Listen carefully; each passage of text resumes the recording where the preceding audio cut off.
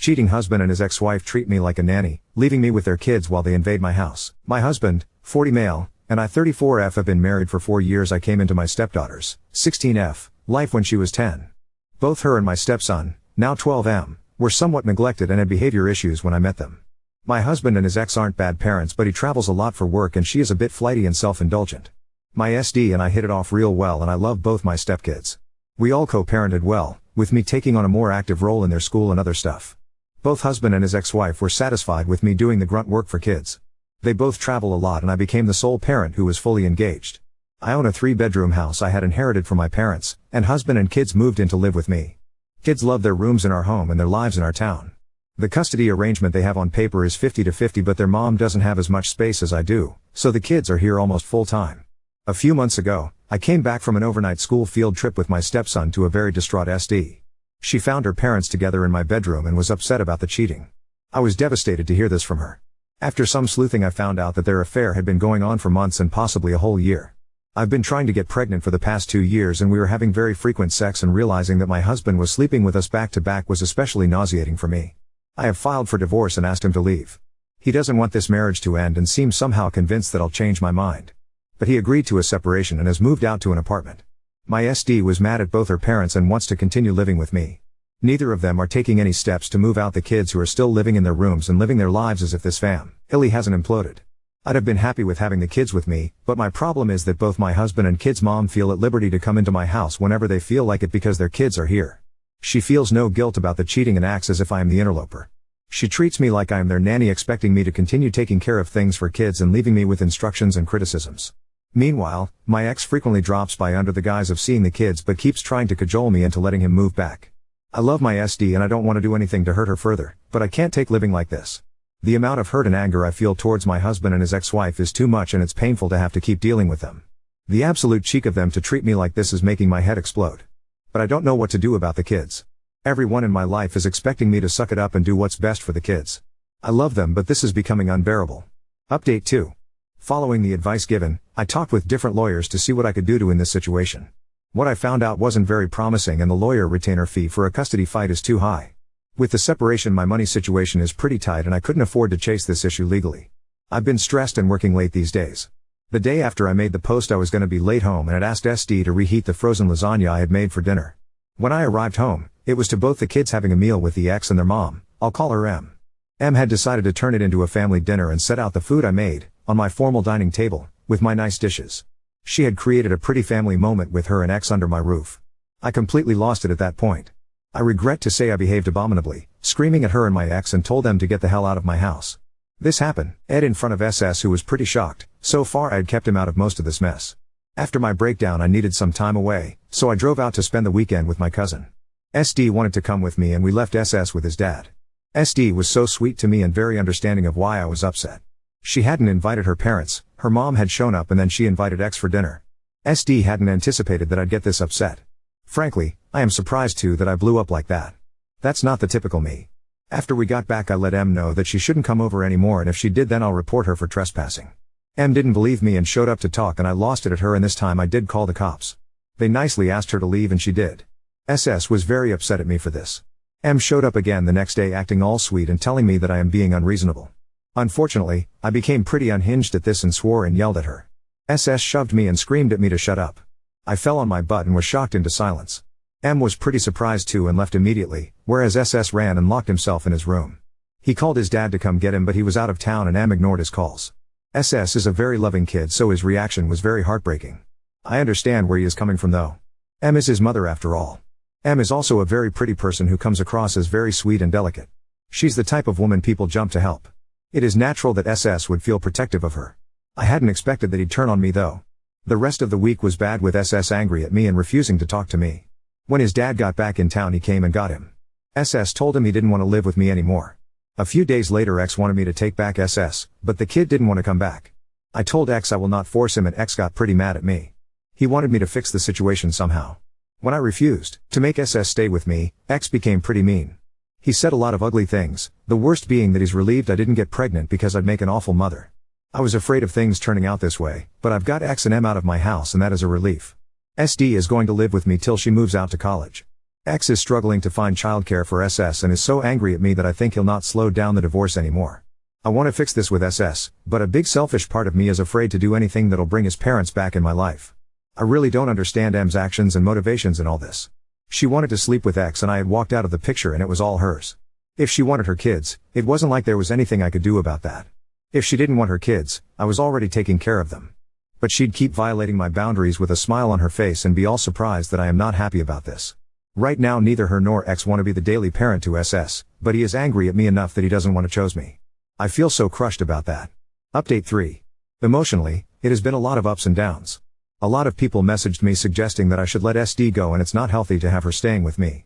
That may be so on paper, but it's not something I want to do. I met X a few years after my parents' death. I was very close to them and they passed away one after the other.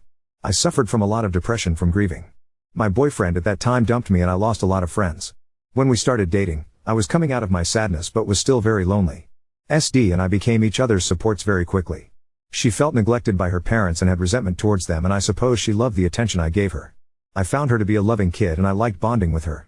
SS and I were close too. While he loved his mom, I did kinda assume that he was loser to me. One of the resentments that SD held against her parents was that they were uninterested and dismissive of her extracurriculars that led to her failing in some activities she was very passionate about.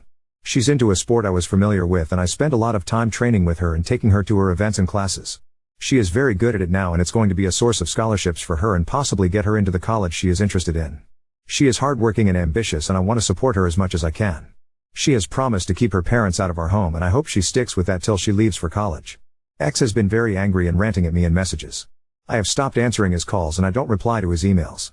I've told him the only subject I'll discuss with him is divorce and only through my lawyer. So he's been bad-mouthing me to a lot of our mutual acquaintances. A couple of people have gently chided me for abandoning SS. One went so far as to say that women who become stepmoms should know what they are signing up for, and a real mother wouldn't leave her children. I am not good with conflict and haven't been able to respond properly. I've pretty much isolated myself from people so I don't have to listen to comments like these. M is still blocked by me and she hasn't made any more efforts to communicate with me, and that is a huge relief.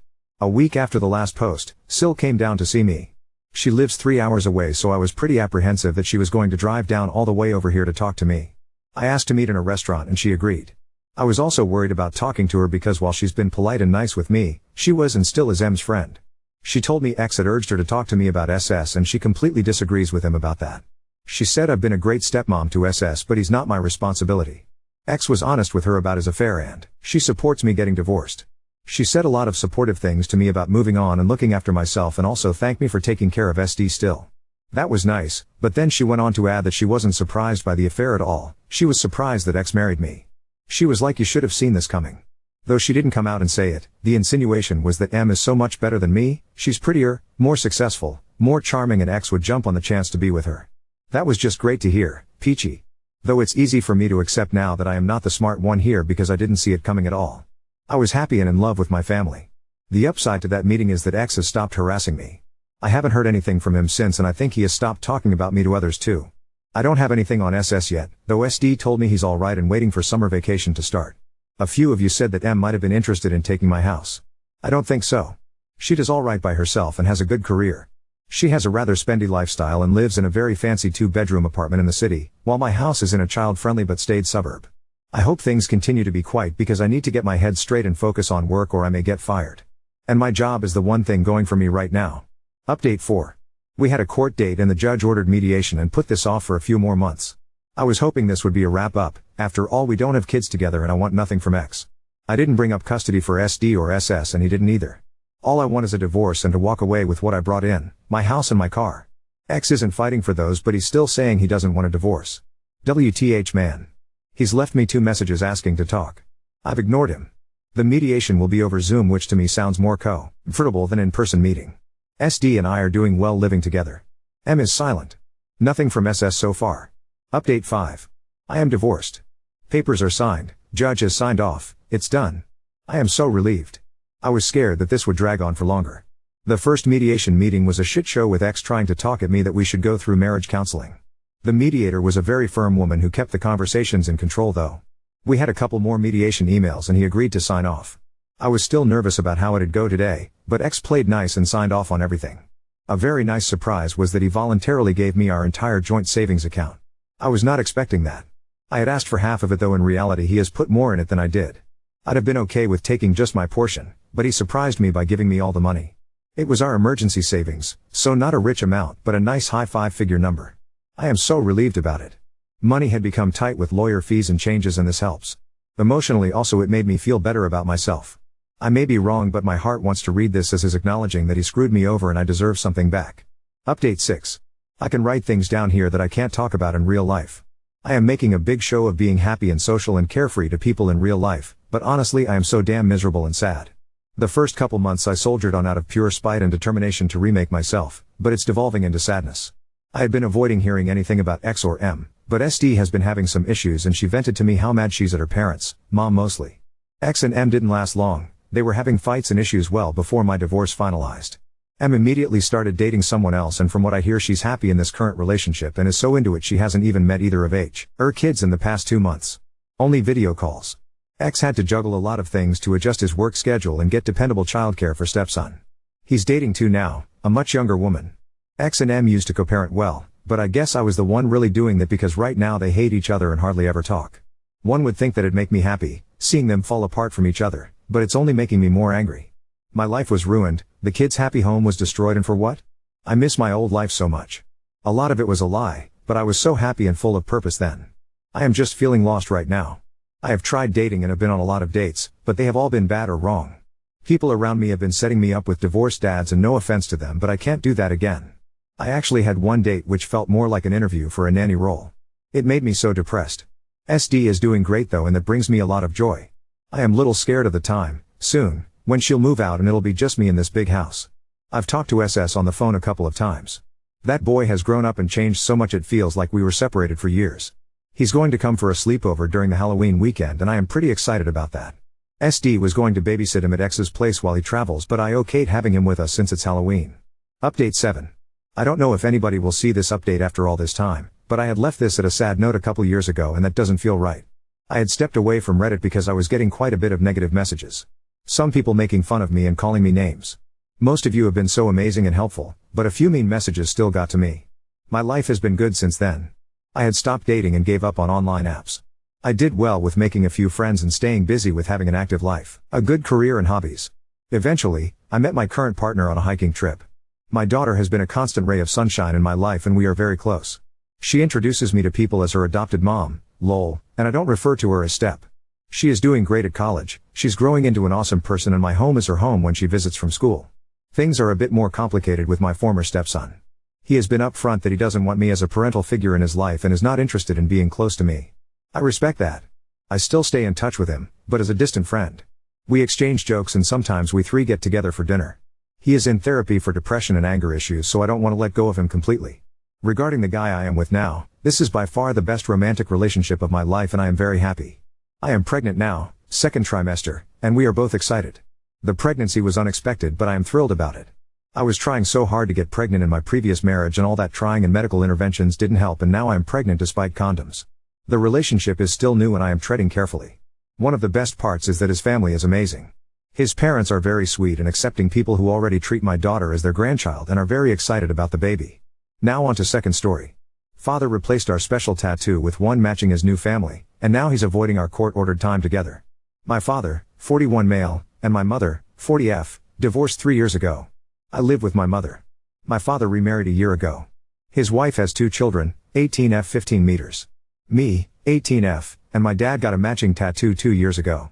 It was a simple outline tattoo of a photo of us. After my dad got married, things started to get a bit more distant between us because he started to spend more time with his new family. Besides that, I think he does want to see me around them. I don't know why, after all, I've never treated his wife or stepchildren bad. Yesterday he refused to meet me on a weekend when we were supposed to spend time together, saying he was unavailable, and he reposted a story of him hanging out with his new family that. While looking at the photo I saw that he got a new tattoo on his arm. It was an outline tattoo of a photo of him with his new family, just like the tattoo he got with me. Now I know that millions of people have these tattoos and it's not my original design. Still, I'm disappointed that he got a tattoo with his new family in the same style as ours, because I always thought that tattoo was special between us. Now I'm thinking of getting it covered or removed. I called my dad in the evening and asked him why he was hanging out with his family instead of meeting me. He said they planned it earlier, which doesn't make sense because it was agreed in court after the divorce that I could spend time with my dad every weekend. So we planned it earlier is a pretty bullshit excuse. He also knows that I'm totally okay with spending time with his family. When I told him that, he said it's not that simple. I guess I'm too dumb to understand complicated things because he doesn't even try to explain it, lol. Then I asked him why he got his new tattoo in the same style as ours. He said he didn't think it would be a problem for me. I told him, you broke something special between us, how can you not realize that?